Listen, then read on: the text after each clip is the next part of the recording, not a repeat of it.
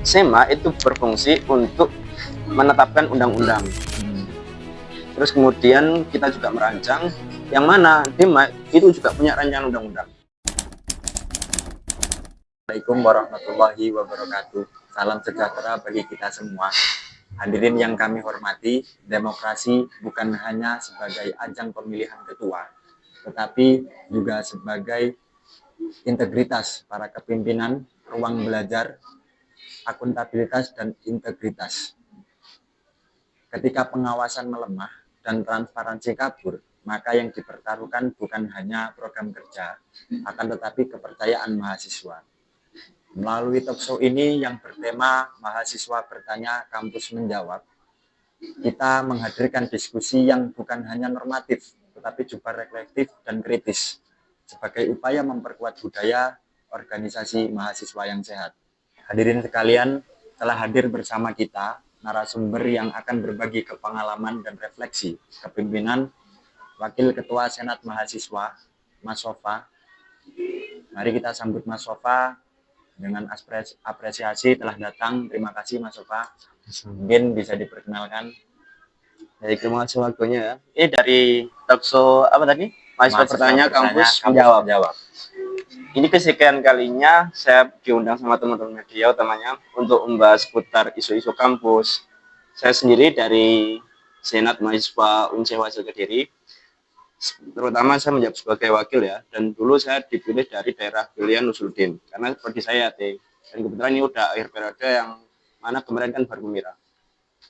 Jadi SEMA sendiri itu memang juga lagi gencar untuk sering komunikasi, entah itu dengan mahasiswa secara umum maupun media yang ada di kampus. Ya alhamdulillah saya hari ini juga apresiasi lebih kepada media hari ini karena sudah mengundang kami dan bisa memasifkan komunikasi antara birokrasi kampus, mahasiswa maupun dengan masyarakat kampus yang ada. Namanya gitu. Oke, terima kasih Mas Sofa. Selanjutnya tentang fungsi dan relevansi SEMA dan Ormawa. Jadi banyak yang belum tahu dari teman-teman bagaimana atau seperti apa sih SEMA dan DEMA, perbedaan mendasarnya dan fungsi peran antara SEMA dan DEMA itu seperti apa? Kalau saya sendirian dari SEMA ya. Jadi kalau kita dilihat di negara mengacu pada dasar 3 itu kan ada eksekutif, legislatif dan juga yudikatif. Begitupun di kampus. Kita ada eksekutif dan juga legislatif. DEMA itu berperan sebagai eksekutif, yang mana orientasi program itu adalah perihal pelaksanaan, pengembangan, dan pembangunan. Kalau SEMA itu dia berperan sebagai legislatif, yakni pengawasan dan juga advokasi perihal transparansi anggaran termasuk kayak gitu. Sehingga untuk merumuskan undang-undang dan juga membawa aspirasi mahasiswa. Nah itu fungsi legislatif yang dalam kampus itu terbentuk dalam sebuah organisasi yang disebut Senat Mahasiswa. Kira-kira gitu. Pertanyaan selanjutnya Mas Sofa, bagaimana SEMA memastikan perannya sebagai lembaga legislatif dan pengawasan itu benar-benar dirasakan oleh mahasiswa dan tidak berhenti sebagai simbol struktural saja. Baik, karena kita fungsinya legislatif ya, yakni pengawasan. Apa yang kita awasi tentu adalah eksekutif, yakni DEMA. Terus kemudian mengenai perumusan undang-undang, berawal dari apakah perumusan undang-undang itu? Secara normatif harusnya apa yang menjadi rumusan kita adalah sesuai dengan kebutuhan umum dari mahasiswa. Jika kita mengacu pada kebutuhan umum dari mahasiswa, maka saya rasa proses demokrasi, kemudian aspirasi yang dibawa mahasiswa dan juga kepercayaan dari masyarakat kampus secara menyeluruh itu juga akan terjalin di situ. Cuman pertanyaannya, bagaimana SEMA bergerak dari tahun ke tahun itu berawal dari kebutuhan mahasiswa atau belum? Jika kita mengacu pada kebutuhan mahasiswa, melalui apa kita menyerap aspirasi yang ada? Nah, itu mungkin menjadi evaluasi dari tiap periode untuk memberikan kepercayaan yang lebih. Nah, mungkin itu jadi titik fokus ya.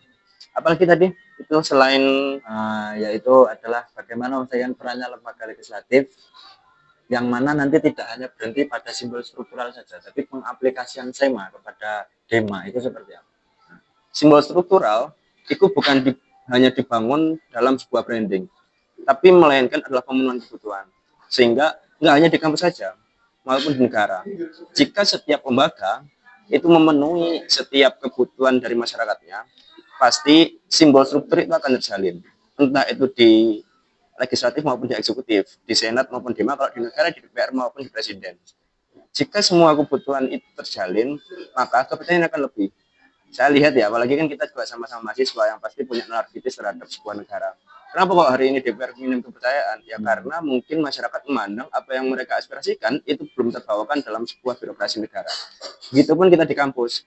Kalau kita membawa aspirasi mahasiswa secara utuh dan berkala dan mampu turun di akar rumput secara menyeluruh, maka saya pastikan kepercayaan mahasiswa juga akan terbangun di situ. Tapi kalau kita dari Ormawa, terus kemudian kita membuat program kewenangan kurang berakar dari kebutuhan, meskipun program kita nih gede, tapi karena belum mengacu pada kebutuhan masyarakat secara menyeluruh, ya bagaimana mahasiswa kita itu memiliki kepercayaan kan gitu. Oke, itu organisasinya eksis gitu, banyak narasumber taraf nasional gitu. Tapi kalau itu belum sesuai kebutuhan mahasiswa, apa yang mau disampaikan belum terpenuhi, saya rasa kepercayaan juga belum terbangun di situ. Nah, itulah fungsi demokrasi yang mana semua orientasi kegiatan kepemimpinan itu dikembalikan kepada masyarakat, yakni kalau di kampus juga mahasiswa. Oke, siap. Baik, mungkin sudah terjawab. Masuk ke pertanyaan kedua, yaitu antara relasi SEMA dan DEMA. Bagaimana bentuk koordinasi yang ideal antara SEMA dan DEMA agar tidak terjadi tumpang tindih? Dari kalau kita misalkan dari negara itu kan ke DPR, ke presiden, biasanya ada keputusan yang tidak sesuai, tumpang tindih. Nah, itu bagaimana ketika di dalam ranah kampus? Ini agak-agak nyinggung banget ya sebagai miniatur negara. Ya. Kalau DEMA kan dia berfungsi sebagai pelaksana program dan pembangunan, pemberdayaan. Tapi kalau SEMA itu berfungsi sebagai pengawasan dan penyaluran aspirasi mahasiswa. Nah, kalau misalkan di kampus kita itu juga ada keputusan Dirjen Pendis Kemenak 2024 itu mengenai petunjuk teknis Ormawa itu ada. Jadi SEMA itu berfungsi untuk menetapkan undang-undang. Terus kemudian kita juga merancang, yang mana DEMA itu juga punya rancangan undang-undang. Jadi SEMA dan DEMA itu sama-sama memiliki rancangan undang-undang masing-masing. Terus kemudian rancangan undang-undang yang dibawa DEMA itu diterima oleh SEMA. Entah itu diterima konstitusi, itu adalah wewenang SEMA. Tapi keduanya berhak untuk memberikan rancangan undang-undang. Kemudian yang menetapkan itu adalah SEMA dan diketahui oleh DEMA. Sehingga dalam sebuah landasan dasar dari apa yang menjadi program DEMA itu adalah keputusan yang kita sepakati bersama.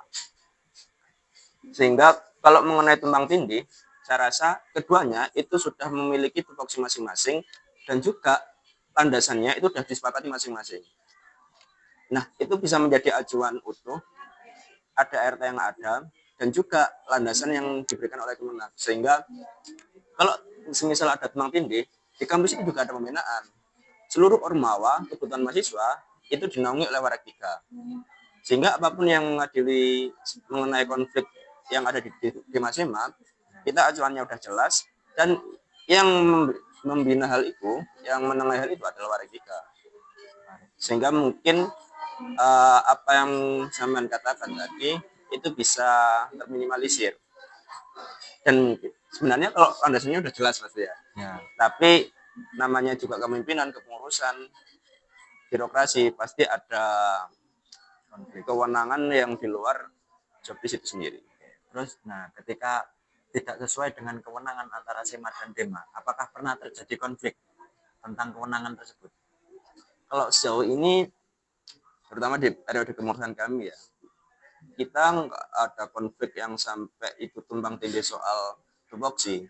Tapi kalau misalnya miskoordinasi, adalah karena itu visi menarik dari sebuah organisasi, visi menarik dari sebuah kepemimpinan saya rasa. Miskoordinasi mengenai advokasi barangkali karena keduanya juga sama-sama terjun dan membawa yang selanjutnya adalah transparansi dan anggaran kemahasiswaan. Transparansi itu sering dipahami hanya sebagai laporan administrasi. Nah, pertanyaannya Mas Sopa, bagaimana SEMA memastikan pengelolaan anggaran Ormawa itu tidak hanya transparan secara prosedural, tapi juga etis, adil, dan berdampak bagi mahasiswa? Kalau pertanyaan bagaimana, tentu transparansi itu kita tujukan pada siapa? Secara normatif kepada seluruh mahasiswa harusnya kan. Dan selama ini kita juga sudah mencoba untuk transparan, entah itu dari Ormawa, SEMA Dema, maupun dari kampus. Seluruh data informasi itu sebenarnya bisa diakses di PPID kampus atau pejabat pengelolaan informasi dan dokumentasi. Nah, itu bisa diakses seluruh mahasiswa secara publik. Tapi kalau teman-teman dari mahasiswa utamanya belum ada kesadaran, belum ada nalar kritis di situ. Nah, itu yang perlu kita bangun. Kalimat transparan itu juga harus ada dua sisi. Pertama, dari pejabat pengelola, dan yang kedua, dari mata yang memandang. Nah, itu harus ada dua sisi. Pertanyaan per hari ini, kesadaran nalar kritis mahasiswa kita bagaimana, dan juga transparansi dari organisasi atau birokrasi terkait gimana. Saya rasa kalau mengenai akses data itu sudah menyeluruh di situ. Anggaran Ormawa juga ada, kampus, pembangunan dan seterusnya. Tinggal bagaimana kita mengakses data yang ada dan kita pelajari sehingga apa yang menjadi kebutuhan mahasiswa, apa yang menjadi program kampus itu juga berjalan sesuai dengan landasan yang ada dan sesuai dengan anggaran yang ada. Nah, itu perlu ada mata publik yang melihat di situ. Oke, berarti mahasiswa umum memiliki akses untuk mengawasi dan mengkritisi anggaran tersebut lewat PPID ya, PPID, pejabat pengelola informasi dan dokumentasi. Oke, dan itu wajib dalam negara kita, itu diatur dalam UU nomor 14 2008 mengenai informasi publik, sehingga sebuah instansi dalam suatu di negara kita itu wajib untuk ada transparansi anggaran, keterbukaan publik mengenai informasi itu harus itu wajib. Jadi nggak bisa dinafikan. Atau kalau misalkan kampus kita nggak ada transparansi, itu menjadi pertanyaan gitu, karena landasan hukumnya sudah jelas dan tinggal bagaimana kampus kita mengatur. Siap. Selanjutnya adalah pertanyaan tentang etika, regulasi, dan penegakan aturan, yang mana ketika terjadi pelanggaran SOP atau penyalahgunaan dana tadi, sering muncul dilema antara ketegasan aturan dan relasi pertemanan. Bagaimana SEMA menjaga objektivitas agar hukum organisasi itu tidak tumpul ke dalam dan tidak tajam keluar? Kalau soal pertemanan itu adalah hierarki organisasi ya, dinamika organisasi ya. Tapi dalam keputusan Dirjen Pendidik 2024 itu mengenai peninjauan etis organisasi, itu kita ada 3 sanksi. Sanksi ringan, sedang, dan berat. Kalau ringan itu cuma peringatan tertulis. Tapi kalau berat itu bisa sampai pembekuan organisasi. Kalau sedang itu bisa penutupan sumber dana. Itu bisa itu dibekukan sumber dana. Yang ketiga pembekuan organisasi. Sanksi tersebut itu berdasarkan larangan apa? Kalau pembekuan organisasi itu misal jika sudah orientasi lembaga kita itu keluar dari ideologi negara. Terus kemudian ketika organisasi mahasiswa itu udah vakum 6 bulan. Dan bahkan jika organisasi mahasiswa tidak berjalan selama 6 bulan, itu bisa dibekukan kita. Bisa itu. Jadi nggak sebatas hanya penutupan anggaran aja, tapi sampai pembekuan.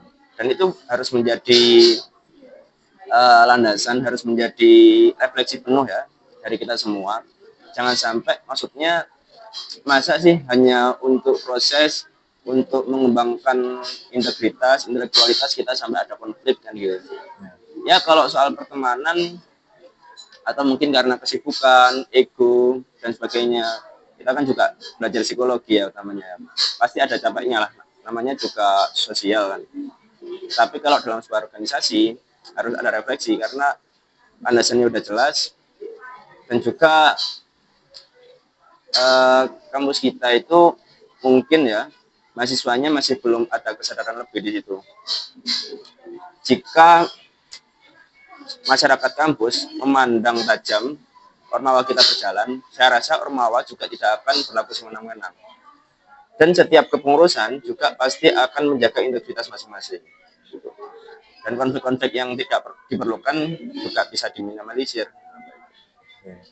Selanjutnya ketika kita melihat di UIN Syahwasil utamanya di kampus kita, itu banyak lemahnya kepatuhan Ormawa terhadap ADART, dan apakah itu disebabkan oleh kepemimpinan individual sebagai ketua Ormawa itu atau sebagai kurangnya sosialisasi terhadap pembinaan terhadap Ormawa tadi? Kalau sampai pelanggaran ADART seperti yang saya sebutkan tadi ya, perihal sanksi. Tapi kalau perihal kepemimpinan itu menjadi sebuah karakter. Karena ada nih misalkan di Dema organisasinya solid gitu misalkan. Terus kemudian seluruh kepengurusannya itu prosesnya terjamin semua. Tapi ada juga yang mungkin di Dema apa gitu kan.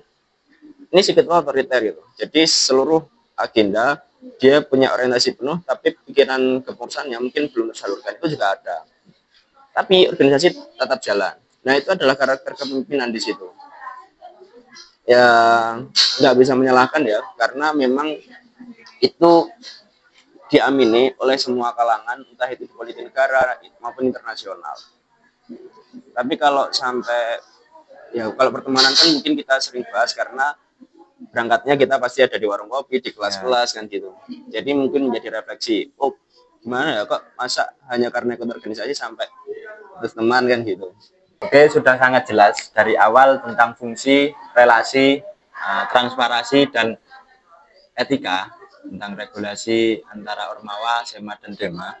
Selanjutnya, apakah SEMA itu kan berdiri secara idealis ya, Mas, dan realistis dalam birokrasi kampus. Keputusan apa yang paling menguji integritas Mas Sofa selama memimpin, dan pelajaran apa yang paling penting bagi generasi penerus Ormawa? Kami memimpin bersama pastinya ya. Idealisme itu pribadi. Jadi dari idealisme tiap-tiap pengurusan itu ada pribadi. Tapi kalau bicara realitas kampus, itu adalah suatu realitas yang perlu dihadapi oleh idealisme kita sendiri. Jadi kita nggak bisa memisah antara dua hal itu. Cuman kalau bicara soal tentang integritas, saya rasa perihal pengadvokasian itu. Karena kan kalau bicara pengadvokasian, misalkan ada kebijakan kampus yang mungkin dirasa sewenang-wenang dan kita sedikit membawa aspirasi teman-teman mahasiswa gitu. Terus kita ngeritik habis-habisan, Pak jenengan lo pakai ambil kebijakan kayak gini loh Pak, jenengan lo ngawur gitu. Tapi kemarinnya kita kuliah cium tangan kan nggak enak juga itu. Jadi soal integritas di situ kita ada keterwakilan mahasiswa yang perlu diadvokasi, tapi juga kita harus punya nilai etika dalam mengkritik kampus.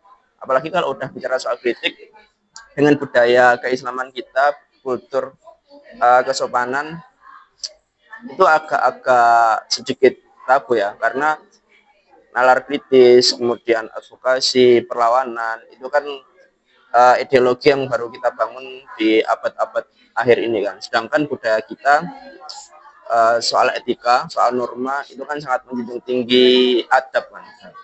Nah itu agak gimana ya? Itu juga masuk bagian dari idealisme pribadi loh itu adab itu kan. Sehingga itu agak mengganggu integritas masing-masing kayak gitu kan. Tapi kami dari organisasi karena udah banyak proses di wilayah aktivis, jadi memang soal nalar kritis yang dibangun, kritik, aspirasi publik itu udah nggak ada batasan. Tapi kan mengenai stigma masyarakat itu agak ada pandangan yang berbeda kan di situ. Nah itu integritas banyak dilawan itu memang. Gitu. Oke. Selanjutnya, apa pesan Mas Sofa bagi mahasiswa yang ingin bergabung dengan Ormawa itu agar tidak terjebak pada politik jabatan saja? Biasanya orang yang ingin menjabat itu hanya ingin mencari muka, atau saya punya jabatan sebagai ketua Dema atau ketua SEMA. Nah, tetapi tetap berorientasi pada nilai dan pengabdian pada organisasi yang ingin dia masuki. Titik poinnya itu pada nilai dan pengabdian. Kalau urusan cari muka itu pribadi itu kita justice itu orang cari muka itu. Ya. Padahal dia lagi survive gitu. Ya bisa aja, itu hanya klaim justifikasi aja. Tapi kalau soal bagaimana agar tidak terjebak dalam politik jabatan, ya kita garis bawahi dulu politik jabatan di situ yang dimaksud gimana. Jadi dalam sebuah birokrasi organisasi kita pahami politik itu sebagai usaha ya, usaha untuk menjaga integritas dan membawa aspirasi gitu misalkan. Justru saya menganggap itu bukan sebuah jebakan tapi melainkan sebuah potensi yang perlu dibangun. Ketika politik jabatan itu diperhatikan oleh seluruh masyarakat dan juga politik itu terjadi, demokrasi misalkan kontestasi, kompetisi itu benar-benar masif. Misalkan nih, di kampus kita kan seringkali adanya aklamasi ya. Tapi misalkan ada 5 calon yang mau maju dari tiap-tiap fakultas. Terus kemudian semua mata mahasiswa ikut tertuju pada pemilihan pengira. Politik yang berjalan, saya rasa nilai demokrasi pasti lebih di bawah. Karena unsur yang ada di situ itu lebih banyak. Padahal misalkan dalam sebuah pemilihan hanya ada aklamasi satu ketua, terus mata publik nggak begitu tertuju pada situ. Kemudian kebijakan yang diambil oleh ketua juga bakal semena-mena karena mahasiswanya aja udah nggak milih kan itu, udah nggak nyoroti. Terus bagaimana mau menjalankan tugas? Pasti juga apa yang dia kehendaki gitu kan, bukan yang dikehendaki oleh seluruh mahasiswa. Jadi saya rasa jabatan publik itu bukan sebuah ancaman, tapi melainkan sebuah potensi yang perlu ditawarkan dan dijaga itu. Karena bagi saya ya, simbol dari kesuksesan sebuah organisasi itu adalah regenerasi sendiri. Jika sebuah organisasi itu minim adanya regenerasi, berarti dia organisasi nggak jalan. Tapi kalau regenerasinya masif, politik jabatan yang mau maju itu banyak, itu, oh berarti organisasi itu sukses. Simbol daripada kemewahan sebuah organisasi itu sendiri. Dan itu justru perlu dibangun oleh organisasi yang ada dan kesadaran publik yang menyeluruh. Para penonton di rumah, dimanapun kalian berada, mungkin kita akan sedikit menerangkan closing statement dari Mas Sofa. Ada beberapa pesan ya utamanya. Kita sebagai mahasiswa seluruhnya dengan status kampus kita yang mungkin udah ada pergantian di tahun ini, kesadaran perlu kita bangun, nilai tridharma perguruan tinggi juga perlu kita jalankan. Dan pastinya untuk seluruh mahasiswa, sadarkan, kuatkan nalar kritis kalian agar pengembangan kampus kita, birokrasi, Ormawa itu juga lebih masif. Satu kalimat dari saya, tajamkan mata, kejayaan untuk kita bersama. Mantap. Baik, diskusi hari ini mengajarkan kepada kita bahwa organisasi mahasiswa bukan hanya sekedar ruang aktivitas, melainkan sekolah etika, tanggung jawab, dan kepemimpinan. Sema, Dema, dan Ormawa akan bermakna jika dijalankan dengan kesadaran nilai, kejujuran, dalam pengelolaan amanah serta keberanian untuk saling melengkapi. Semoga forum ini, mahasiswa bertanya kampus menjawab, tidak berhenti sebagai wacana saja, mungkin akan ada episode-episode atau season selanjutnya, tetapi menjadi pemantik kesadaran kolektif untuk membangun demokrasi kampus yang sehat dan berintegritas. Terima kasih kepada Mas Sofa. Sama-sama. Semoga bisa bertemu di lain waktu. Amin. Mungkin itu saja dari talkshow kami, Kampus Menjawab, mahasiswa bertanya. Wassalamualaikum warahmatullahi wabarakatuh.